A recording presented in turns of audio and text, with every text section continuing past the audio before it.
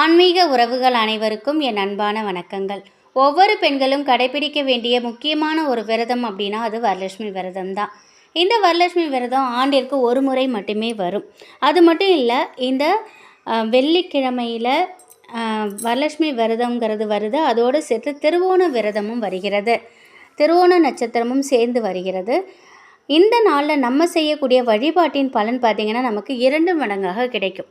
இப்படிப்பட்ட வரலட்சுமி விரதத்தை வறுமையில் இருக்கிறவங்க கூட எந்த அளவிற்கு எளிமையாக செய்யலாம் அப்படிங்கிறத நம்ம முதல்ல பார்த்துடலாம்.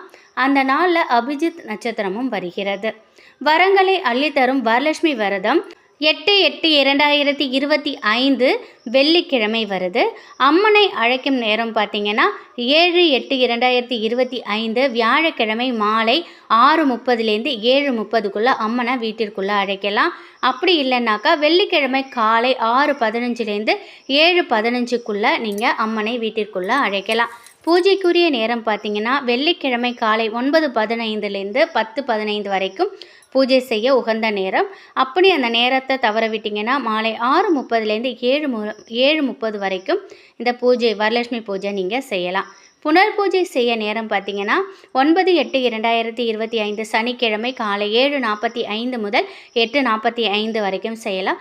அப்படி இல்லை அப்படின்னாக்கா 10:45 முதல் 12:45 மணிக்குள்ளே இந்த புனர் பூஜையை செய்து நீங்கள் முடிக்கலாம். கலசம் வைத்து வழிபட்டாலும் சரி, இல்லை அம்மனுடைய படம் வைத்து வழிபட்டாலும் சரிங்க. நிச்சயமாக மறக்காமல் வெள்ளிக்கிழமை அன்று கல்லுப்பு தீபம் அல்லது நெல்லிக்காய் தீபம் அல்லது மருதாணி இலை தீபம் கண்டிப்பாக ஏற்றுங்க. இந்த 3ல் ஏதாவது ஒரு தீபத்தை ஏற்றுங்க. முடிந்தால் 3 தீபமும் நீங்கள் ஏற்றி வழிபடலாம். அப்படி ஏற்றி வழிபடும் பொழுது நமக்கு சகல சௌபாக்கியங்களும் நம் வீடு தேடி வரும். 16 செல்வங்களும் நமக்கு கிடைக்கும். அது மட்டும் இல்லாமல் அன்றைய நாளில் வரலட்சுமி விரத நாளில் கண்டிப்பாக வாங்க வேண்டிய முக்கியமான 3 பொருட்கள் பார்த்திங்கன்னா கல்லுப்பு, நெல்லிக்காய், குண்டு மஞ்சள் அல்லது வெர்லி மஞ்சள் வாங்கி வைத்து வழிபடலாம். இதனால் நம் வீட்டில் செல்வ வளம் அதிகரிக்கும். மகாலட்சுமி தாயாரின் அருள் ஒருவருக்கு பரிபூரணமாக கிடைக்கும் பொழுது அவங்களுக்கு செல்வ செழிப்பு அதிகமாகும். செல்வ செழிப்பு அதிகமாவதற்கு செய்யக்கூடிய ஒரு எளிமையான வழிபாட்டு முறை தான் வரலட்சுமி விரதம். இதை வசதி மிக்கவர்களால் மட்டும்தான் செய்ய முடியும் அப்படின்னு நிறைய பேர் நினைக்கிறாங்க. அப்படி கிடையாது. ஏழ்மை நிலையில் இருக்கிறவங்க கூட எளிமையாக செய்யலாம். எப்படி செய்தாலும் முழு மனதோட மகாலட்சுமி தாயாரை வழிபாடு செய்தால் அந்த இடத்துல தாயார் அருள் புரிவாங்க. சாதாரணமாக அம்மனுடைய படத்தை வச்சு வழிபாடு செய்கிறவங்களா இருந்தாக்கா வெள்ளிக்கிழமை காலையில் முதல்ல மஞ்சளில் பிள்ளையார் பிடிச்சி வச்சு அவங்கள வழிபாடு செய்யுங்க. அடுத்ததாக உங்களுடைய குல தெய்வத்தை நினைத்து வழிபாடு செய்யணும். தாயாரோட படத்தை ஒரு மனையில் வைத்து மகாலட்சுமி தாயாருக்கு முன்னாடி வெற்றிலை பாக்கு, வாழைப்பழம், தாலி சரடு, கொஞ்சம் குங்குமம், கொஞ்சம் மஞ்சத்தூள் வைத்து வழிபடுங்க. உங்களால் முடிந்த மலர்களை வாங்கி அலங்காரம் செஞ்சுக்கோங்க. அர்ச்சனைக்காக உதிரி மலர்கள் கொஞ்சம் வாங்கி வச்சுக்கோங்க. அப்படி இல்லை அப்படின்னாக்கா கொஞ்சமாக பச்சரிசியில் நெய் விட்டு மஞ்சள் கலந்து அச்சதை தயார் பண்ணிக்கோங்க. அதை வைத்து மகாலட்சுமி தாயாரை அர்ச்சனை செய்யலாம். மகாலட்சுமி தாயாருக்கு பிடித்தமான பொருட்களை சர்க்கரை பொங்கல் 1, கொஞ்சம் நெய் விட்டு சர்க்கரை பொங்கல் செய்து மகாலட்சுமி தாயாருக்கு நெய்வேத்தியமாக வைங்க. உங்களால் முடியும் அப்படின்னா 1 டஜன் கண்ணாடி வளையல் வாங்கி வச்சுக்கோங்க. வெர்லி மஞ்சள், குண்டு மஞ்சள் இதில் எது கிடைக்குதோ அதையும் வாங்கி வச்சுக்கோங்க. பக்கத்தில் உள்ள சுமங்கலி பெண்கள் 3, 5 இல்லைனா 7 ஒற்றைப்படை எண்ணிக்கையில் அவங்கள அழைத்து உங்களுக்கு தெரிந்த மகாலட்சுமி தாயாரோட போற்றிகளை சொல்லி அந்த அச்சதையை பயன்படுத்தி மகாலட்சுமி தாயாருக்கு அர்ச்சனை செய்யலாம். அப்படி எதுவும் தெரியாது அப்படின்னாக்கா ஓம் ஸ்ரீம் ஸ்ரீயை நமக இந்த மந்திரத்தை மட்டுமாவது 108 முறை சொல்லி அர்ச்சனை செய்யணும். அதுக்கப்புறம் வீட்டிற்கு வந்த பெண்களை அர்ச்சனை செய்ய சொல்லலாம். அர்ச்சனை அனைத்து முடிந்ததுக்கப்புறம் ஆரத்தி எடுத்து பூஜையை நிறைவு பண்ணிக்கோங்க. வீட்டிற்கு வந்த பெண்களுக்கு நீங்கள் செய்து வைத்த சர்க்கரை பொங்கலை கொடுத்து தாயாருக்கு முன்பாக வச்சுருந்த மஞ்சள் குங்குமம் அவங்களுக்கு அதை வச்சுக்க சொல்லுங்கள். உங்களுக்கும் வச்சு விட சொல்லுங்கள். அடுத்ததாக நீங்கள் வாங்கிட்டு வந்திருக்கக்கூடிய தாலி சரடு, வெர்லி மஞ்சள், கண்ணாடி வளையலை ஒவ்வொரு சுமங்கலி பெண்களுக்கும் நீங்கள் கொடுக்கலாம். உங்களால் முடிந்தால் வெற்றிலை பாக்கு, வாழைப்பழம் எதையும் சேர்த்து கொடுக்கலாம். ரொம்ப எளிமையான இந்த முறையில் கூட வழிபாடு செய்தால் மகாலட்சுமி தாயாரின் அருள் நமக்கு பரிபூரணமாக கிடைக்கும். இப்படி வழிபாடு செய்கிறவங்க கண்டிப்பான முறையில் அடுத்த வருடம் இதைவிட சிறப்பான வழிபாடு செய்வாங்க. இதில் எந்தவித ஐயமும் இல்லை. ரொம்பவே எளிமையான முறையில் வரலட்சுமி பூஜையை இந்த வருடம் செய்து பாருங்கள். நிச்சயமாக அடுத்த வருடம் இதை விட சிறப்பான முறையில் உங்களால் வரலட்சுமி பூஜை செய்ய முடியும். நல்ல பலன் கிடைக்கும். பொருளாதாரத்தில் மிகப்பெரிய அளவில் நல்ல மாற்றம் ஏற்படும். பண வரவில் நல்ல முன்னேற்றம் வரணும். நம்முடைய பொருளாதார முன்னேற்றத்தை உயர்த்துறதுக்கு ஒரு தாந்திரிக பரிகாரம். அதையும் வெள்ளிக்கிழமையில் செய்யுங்க. மகாலட்சுமி தாயாருக்கு உரிய வெள்ளிக்கிழமை அன்று செய்யும் பொழுது நம்முடைய பண வரவில் அசுர வளர்ச்சி நமக்கு ஏற்படும். அதுவும் வரலட்சுமி பூஜைக்கு ரொம்பவே விசேஷமான நாள். அந்த நாளில் இந்த ஒரு தாந்திரிக பரிகாரத்தை உங்களால் முடிந்தால் நீங்கள் செய்து பாருங்கள். எப்பொழுதுமே இந்த கிழமை நீங்கள் விட்டுட்டீங்க அப்படின்னா அடுத்த வெள்ளிக்கிழமை செய்யுங்க. அதுவும் குறிப்பாக மதியானம் 1 மணிலேருந்து 2 மணிக்குள்ளே தான் நீங்கள் செய்யணும். அந்த சுக்கிர ஓரை 1லேருந்து 2 வெள்ளிக்கிழமையில் சுக்கிர ஓரையில் செய்யணும்.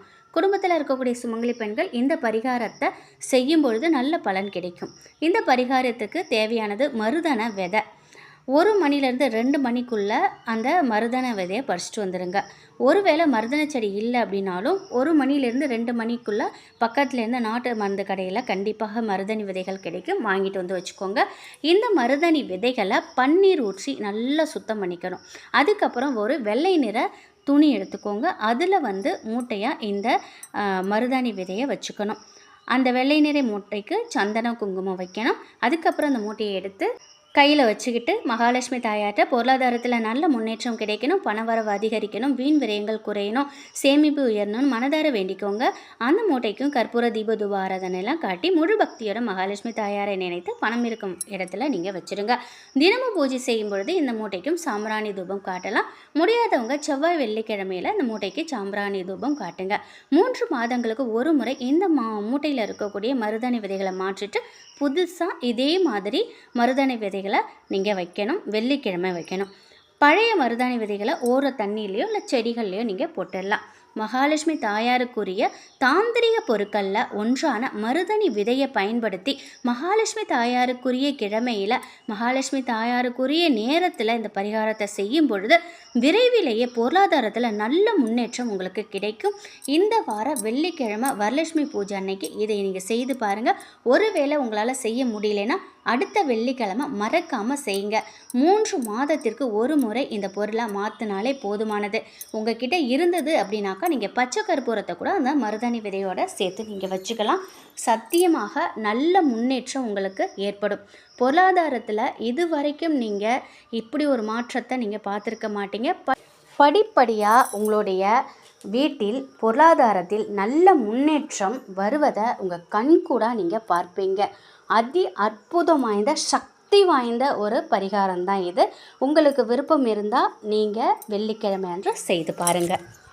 திருவோண நட்சத்திரங்கிறது பெருமாளுக்கு உரிய நட்சத்திரம். உத்திரட்டாதி நட்சத்திரங்கிறது மகாலட்சுமி தாயாருக்கு உரிய நட்சத்திரம். இந்த 2 நட்சத்திரங்களும் ஒன்று சேரக்கூடிய நேரத்தை தான் நம்ம அபிஜித் நட்சத்திரம் அப்படின்னு சொல்கிறோம். இப்படிப்பட்ட நேரத்தில் நம்ம மகாலட்சுமி தாயாரையும் பெருமாளையும் ஒரு சேர வழிபாடு செய்யும் பொழுது நமக்கு செல்வ செழிப்பிற்கு எந்தவித குறையுமே வராது. அப்படிப்பட்ட இந்த நேரத்தை நம்ம முறையாக பயன்படுத்தணும் அப்படின்னா நமக்கு வெற்றிகள் கிடைக்கும். அது மட்டும் இல்லாமல் அன்றைய நாளில் வரலட்சுமி விரதமும் வருகிறது. 8/8/2025 ரொம்பவே அதிசக்தி வாய்ந்த நாள். இந்த நாளை தயவு செய்து தவற விட்டுறாதீங்க. 27 நட்சத்திரங்கள் இருந்தாலும் 28வது நட்சத்திரமாக இருக்கக்கூடியதான் இந்த அபிஜித் நட்சத்திரம்.